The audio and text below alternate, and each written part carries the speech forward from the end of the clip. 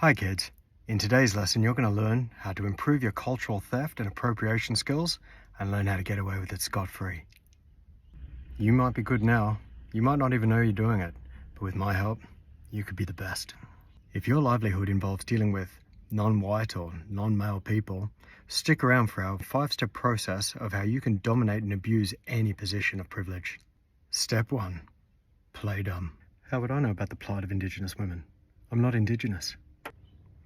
I understand in this day and age it's almost impossible to ignore the plight of the other 90% of the world. But with a little lack of empathy and a gutload of ignorance, you can pull through with these 3 killer lines to keep your privilege where it belongs and your conscience free. I've worked hard for everything I have. It shouldn't be about colour, it should be about merit. And my personal favourite, it's all gone too far. Now it's reverse racism. So this is advice our staunch sister Karina Werrybone gave the team in Regen Places Network and the Bioregional Institute. Acknowledge power and privilege always. It's always there, whether we like it or not.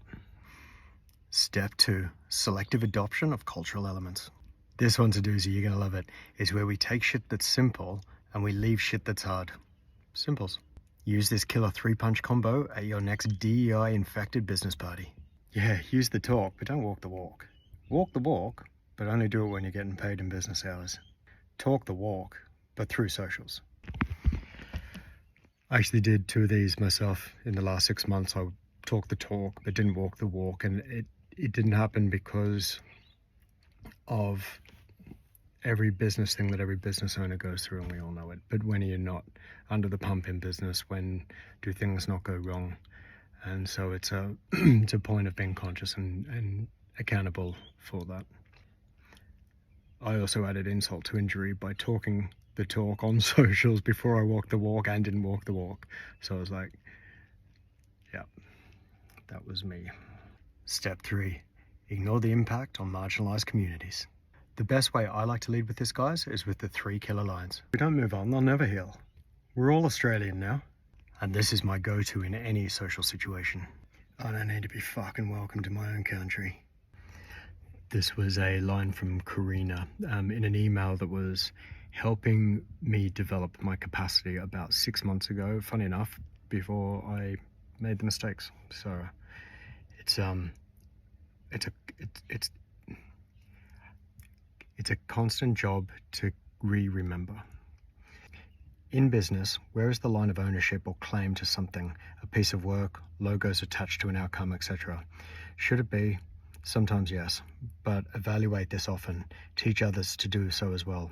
Ensure that we capture when we might start something via the access of our privilege through white work, and then place it in the black-owned spaces if it's the right thing to do.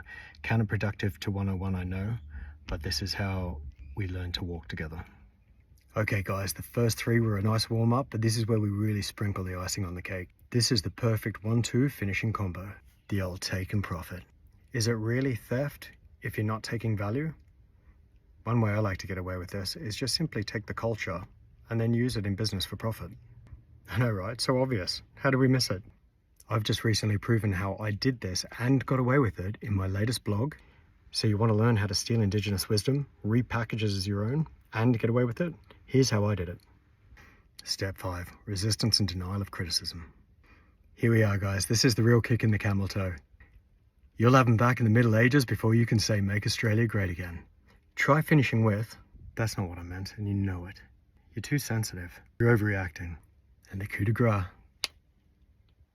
Fucking here we go again. Thanks for watching the video, guys, and please like and share to watch more content on strangling kittens, doing burnouts, and my new 5-day course. Nah, it's not my fucking job.